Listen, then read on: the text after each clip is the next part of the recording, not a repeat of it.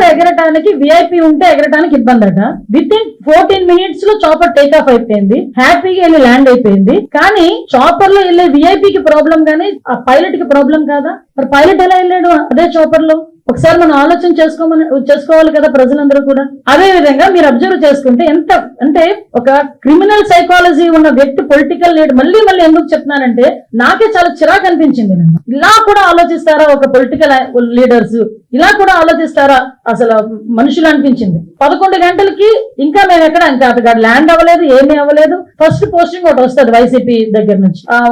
ఎక్కడ పడితే అక్కడ పోలీసులు అడ్డుకుంటున్న, వైసీపీ నేతలను అడ్డుకుంటున్న పోలీసులు మమ్మల్ని అక్కడ వరకు రానివ్వట్లేదు అని ఒక పోస్ట్ పెడతారు. విత్ ఇన్ 30 minutes లో హెలిప్యాడ్ దగ్గర భద్రతా వైఫల్యం, పోలీసులు ఎవరు లేరు. అక్కడేమో పోలీసులు ఉన్నారంటాం, ఇక్కడేమో పోలీసులు లేరంటాం. అసలు ఎలాగ జనాల్ని ఎలా సైకలాజికల్ గా వాళ్ళు ట్యూన్ చేయడానికి ప్రయత్నం చేస్తున్నారని చెప్పడానికి మీకు ఒక ఉదాహరణ చెప్తున్నా.